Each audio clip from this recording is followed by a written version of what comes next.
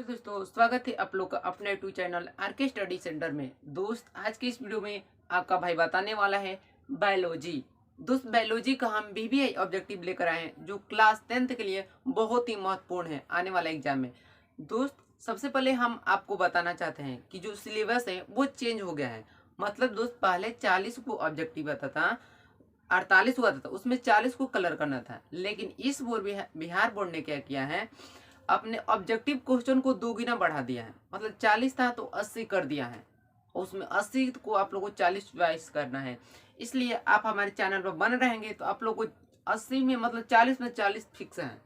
इसलिए हम खाली ऑब्जेक्टिव तैयार करेंगे जो बिहार बोर्ड द्वारा पूछा गया है और जो नहीं पूछा गया वो भी, क्योंकि मैं बार बार बोलता हूँ रिवीजन में डिवीजन है। इसलिए इस चैनल पर बने रहिए शुरू से अंत तक।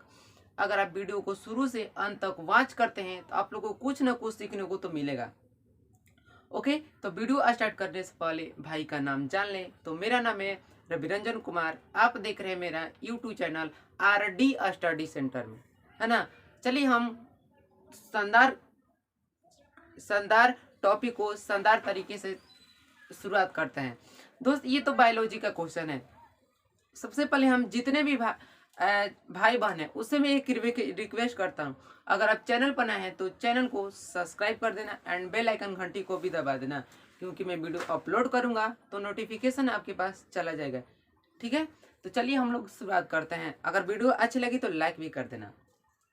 चलिए, पहला नंबर में पहला क्वेश्चन बोला है, पहला क्वेश्चन बोला क्या बोला कि दही के जमने में कौन सी क्रिया होती है। मतलब दूध रख दिया और दही को, मतलब दूध को गर्म कर दिया और दही जम गया। कैसे, तो बताना कि कैसे दही जमता है, कौन सी क्रिया द्वारा दही जमता है। ए में दिया अपघटन, ए में दिया है जी अपघटन। अच्छा, बी में दिया प्रकाश संश्लेषण, बी में दिया प्रकाश संश्लेषण, और सी में दिया किण्वन, और डी में दे रखा है दोस्त उत्सर्जन। डी में देख रहा है उत्सर्जन। उत्सर्जन मतलब जो उत्सर्जित करता है ना, तो हमें तो बताना है। तो दही के जमने में कौन सी क्रिया होती है, कमेंट में बताइएगा। सबसे पहले मैं यहाँ पर बताता हूँ, अगर आप जानते हैं तो कमेंट में बताइएगा कि आंसर क्या होगा। तो दोस्त, दही के जमने में एक किण्वन नाम की प्रक्रिया होती है, जो किण्वन से के चलते दही जम जाता है। तो राइट आंसर हुआ किण्वन। अगर आप दूध देखें ना, दूध मिल्क, अगर दूध को आप रख दीजिए वो फट जाएगा। क्यों? कि उसमें वायरस के चलते, छोटे छोटे जीवाणु के चलते वो दूध फट जाता है। अगर आप दूध को गर्म करके नहीं रखेंगे तो 1 या 2 घंटे के बाद वो फट जाता है, क्योंकि छोटे छोटे बैक्टीरिया उसमें आकर मिल जाते हैं। ओके, फिर 2 नंबर में बोला है दोस्त, 2 नंबर बोला क्या बोला कि कोशिका झिल्ली, कोशिका जो सेल, बैटरी वाला सेल नहीं, हम लोग का बॉडी सेल, कोशिका झिल्ली किस प्रकार की झिल्ली है। कोशिका झिल्ली किस प्रकार की झिल्ली है। अच्छा जी, ये बोला। हाँ, पारगम्य, ये बोला पारगम्य। अच्छा जी, बी बोला अपारगम्य, बी बोला कि भाई हम अपारगम्य रखेंगे, ये बोला हम पारगम्य रखेंगे। सी बोला कि हम अर्ध पारगम्य रखते हैं। अर्ध, अर्ध मतलब आधा, आधा पारगम्य। और डी बोला कि हम कुछ भी नहीं रखेंगे। तुम तो सब तीनों बोल ही दिया, तो हमें क्या बचा, कुछ भी नहीं बचा, इसलिए हम बोल देंगे कि हम कुछ नहीं रखेंगे, ये बोल दिया। अब देखिए दोस्त, जो हमारे बॉडी है सेल, किस प्रकार की झिल्ली है, कोशिका झिल्ली किस प्रकार की झिल्ली है। तो कोशिका झिल्ली अर्ध पारगम्य झिल्ली है। कैसे झिल्ली है, अर्ध है, अर्ध मतलब आधा, है ना। तो राइट आंसर होगा अर्ध पारगम्य। सिंपल है, सब बिहार बोर्ड द्वारा पूछा गया है, इसलिए रिवीजन में डिवीजन है। अगर आप चाहते हैं तो 80 प्लस 90 कुछ भी नहीं ला इस साल, अगर महा ऑफर है, क्या बोलूं, ऑफर में ऑफर है, महा ऑफर। इसलिए आप लोग को, अगर आप 1 महीना बढ़िया तरह ध्यान दे देंगे तो आप लोग का जो रिजल्ट आएगा वो समझिए कितना आएगा। 90 85 अगर टारगेट है आप लोग का, कुछ भी तो लक्ष्य होगा, हम इतना लाना है, तो गारंटी के साथ देता हूँ कि आपको आ जाएगा। मैं बार बार बोलता हूँ, अगर मैं मोटिवेशन वीडियो भी डालूंगा इस चैनल पर, लोगों तो एक बात बोलता हूँ कि मैदान से हारा हुआ व्यक्ति फिर से जीत सकता है, मैदान से हारा हुआ व्यक्ति फिर से जीत सकता है, लेकिन मन से हारा हुआ व्यक्ति कभी भी नहीं जीत सकता है। जैसे में आप क्रिकेट तो देखेंगे, कभी कभी भारत मैच हार जाता है, लेकिन हारने के बाद वो फिर तो मैच जीत सकता है, लेकिन मन से वो हार गया तो समझो कि वो कभी नहीं मैच जी सकता है। इसलिए मन से नहीं हारना है, ओके, मैदान से हार जाना है। ठीक है दोस्त, कोई प्रॉब्लम होगा, मैं बार बोलता हूँ, थोड़ा सा भी दिक्कत होगा तो कमेंट कर दीजिए, आप लोग का आंसर मिल जाए किसी से भी सब्जेक्ट के, नो डाउट। फिर दिया है 3 नंबर में, कौन सी क्रिया क्रिया का नाम बताना है जो सभी जीवों के लिए अनिवार्य है, मतलब सभी जीवों में उपयोग होती है, कौन सी क्रिया। इनमें दिया प्रकाश संश्लेषण, इनमें दिया प्रकाश संश्लेषण, तो सब जीव मतलब तो हम लोग में प्रकाश संश्लेषण होता है। अच्छा, बी में दिया वाष्पोत्सर्जन, वाष्पोत्सर्जन मतलब जो उत्सर्जन का काम करता है। सी में दिया श्वसन, सी में दिया श्वसन, और डी में दिया चालन, चालन, डी में दिया है चालन। ओके दोस्त, तो दोस्त एक कौन सी क्रिया हम लोग बताना है जो सभी जीवों के लिए अनिवार्य है। तो दोस्त श्वसन एक ऐसी क्रिया है जो सभी जीवों के निर्माण के लिए आवश्यक है। श्वसन जैसे में हम लोग हैं, जीव जंतु हो गए, वो श्वसन करते हैं ना, श्वसन। ओके, तो कौन सी क्रिया पूछ रहे हैं, सभी जीवों के निर्माण के लिए आवश्यक है। तो श्वसन एक ऐसी क्रिया है जो सभी जीवों के निर्माण के लिए आवश्यक है। यहाँ से पूछ देगा व्हाट इज श्वसन, मतलब श्वसन क्या है, तो बता दें श्वसन वह प्रक्रिया है जो सभी जीवों के निर्माण के लिए उपयोग होता है, उसे हम श्वसन कहते हैं। सिंपल, ऑब्जेक्टिव के साथ साथ सब्जेक्टिव भी हो रहा है, आपको क्या चाहिए अब। अच्छा जी, सबका सी आंसर हो रहा है नहीं। अच्छा, आप देखते हैं कौन सा आंसर अब क्या। फिर दोस्त 4 नंबर में बोला है, 4 नंबर बोला क्या, बोला कि मानव हृदय, मानव हृदय आप लोग जानते हैं हार्ट में कितने वेश्म, वेश्म मतलब यहाँ दोस्त समझिएगा, वेश्म को और एक और नाम से जाना जाता है जिसको कोष्ठ बोलता है। कभी कभी यहाँ पर वेश्म न देकर कभी कभी कोष्ठ भी बोल दे देता है, आप लोग को भी याद रखना होगा कि वेश्म की जगह भी यहाँ कोष्ठ भी बोल सकते हैं, नो डाउट। तो मानव हृदय में कितने वेश्म हैं या कितने कोष्ठ हैं, आप लोग को बताना है। ये बोला कि 3 वेश्म, ये बोला 3, अच्छा जी। बी बोला 4, हम 4 रखेंगे, बी बोला 4, अच्छा जी। सी बोला 5 रखेंगे हम, और डी बोला 2 रखेंगे, मतलब 2 वेश्म, 3 वेश्म, 4 वेश्म, 5 वेश्म एंड 2 वेश्म। तो दोस्त आप लोग से एक बात बताना चाहता हूं कि मानव हृदय में कितने प्रकार के कोष्ठ पाए जाते हैं, कोष्ठ। मानव हमारे की जो बॉडी है वो कितने प्रकार के कोष्ठ बनी होती है, तो आप बताइए, तब तक मैं बताता हूं, जल्दी बताइए, 1 मिनट जल्दी बताइए दोस्त, जल्दी जल्दी बताइए, मानव हृदय में कितने कोष्ठ होते हैं, मानव हृदय में कितने कोष्ठ होते हैं।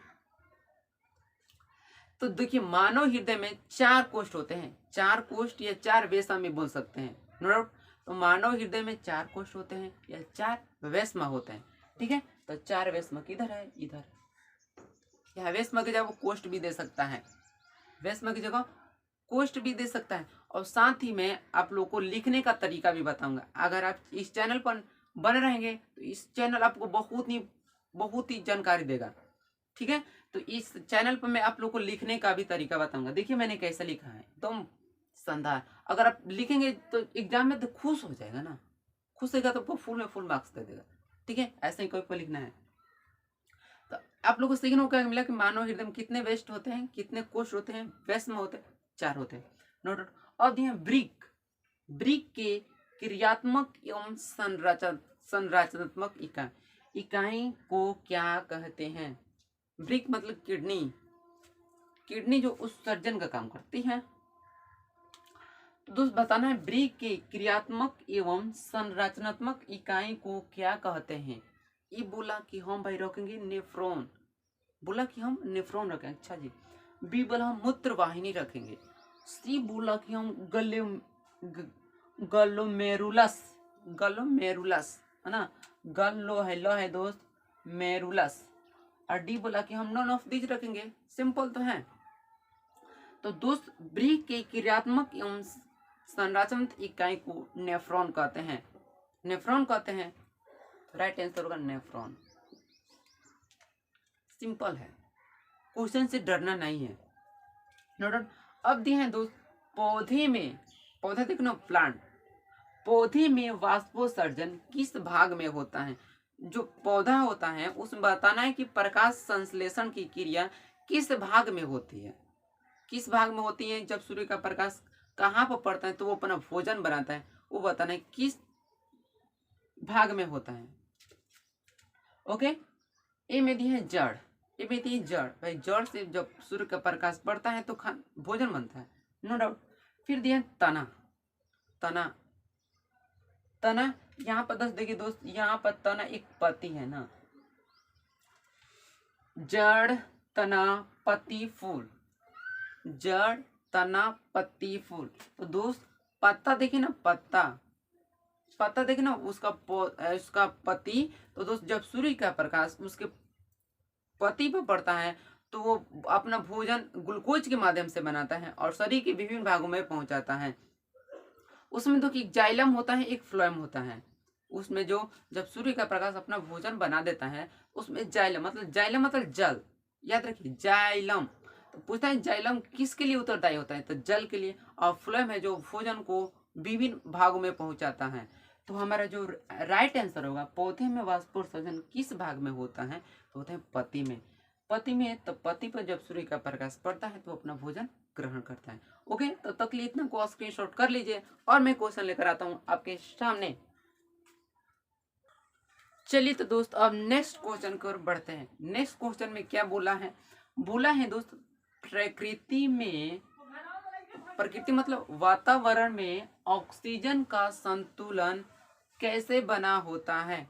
ओके, ए में दिया है संयोजन क्रिया, ये बोला संयोजन क्रिया, बी बोला प्रकाश संश्लेषण, सी बोला अपघटन और डी बोला इनमें से कोई नहीं। डी बोला है इनमें से कोई नहीं। देखिए दोस्त, जो हम लोग की प्रकृति है में ऑक्सीजन का संतुलन बना रहता है, वो प्रकाश संश्लेषण की क्रिया पर निर्भर करता है। ओके, तो हम लोग जो राइट आंसर होगा वो होगा प्रकाश संश्लेषण क्रिया द्वारा। ठीक है, फिर दिया है दोस्त 8 नंबर में, प्रकाश संश्लेषण द्वारा जब सूर्य का प्रकाश पौधे पर पड़ता है तो किसकी प्राप्ति होती है, वो बताना है। प्रकाश संश्लेषण द्वारा किसकी प्राप्ति होती है। ठीक है, ए में दिया है वसा, बी में दिया प्रोटीन, सी में दिया ग्लूकोज और डी में दिया प्रकाश। तो प्रकाश संश्लेषण प्रकाश की प्राप्ति नहीं होती है, प्रकाश संश्लेषण प्रोटीन की प्राप्ति नहीं होती है, प्रकाश संश्लेषण वर्षा की प्राप्ति नहीं होती है। तो क्या बच्चा ग्लूकोज।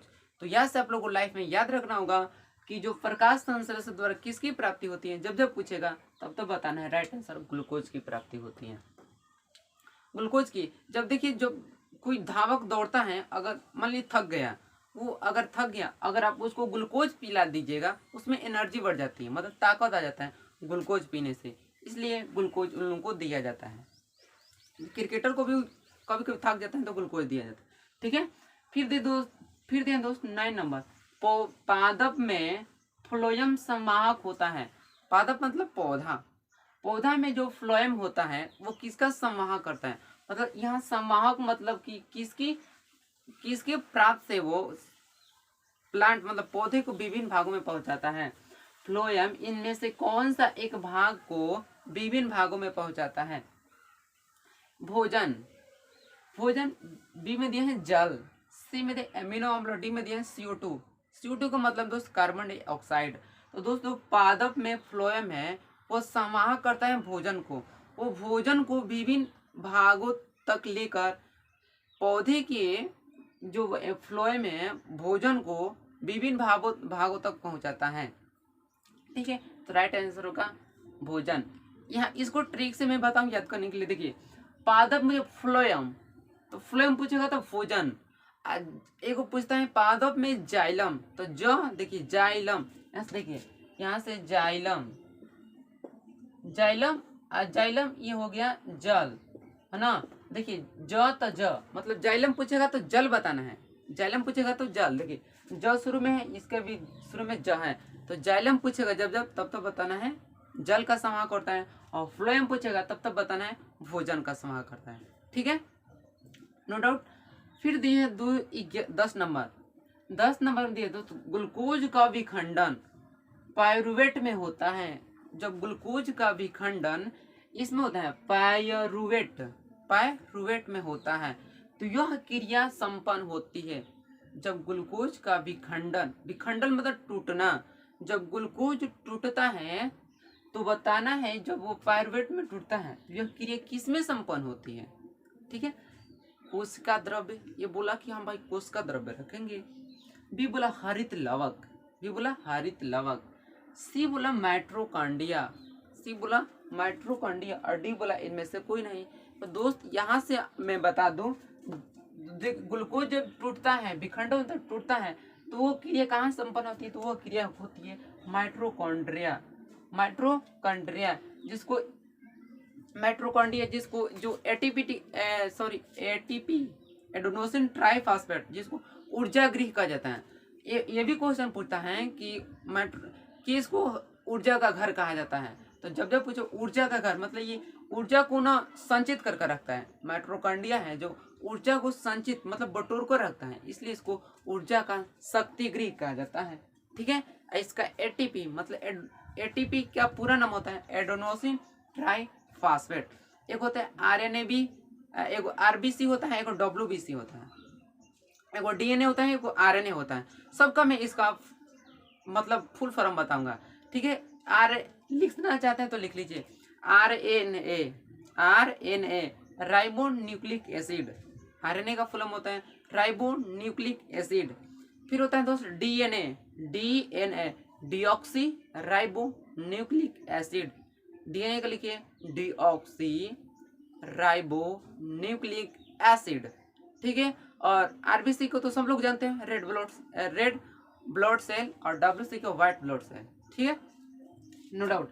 अब 11 नंबर बोला है, 11 नंबर क्या बोला कि मनुष्य में ब्रिक, जो हम लोग जो हैं उसमें ब्रिक पा जाता है। ब्रिक एक तंत्र है जो बताना है संबंधित है, जो हम लोग के ब्रिक हैं बॉडी में, वो बताना है किससे संबंधित है, पोषण, बी में दिया श्वसन, सी में दिया उत्सर्जन, और डी में दिया परिवहन, डी में दिया परिवहन। तो यहाँ से मैं आप लोग को बता दूं कि जो हम लोग को मनुष्य में एक ब्रिक तंत्र एक भाग है जो संबंधित उत्सर्जन का काम करता है, ये उत्सर्जन का काम करता है। तो राइट आंसर होगा उत्सर्जन।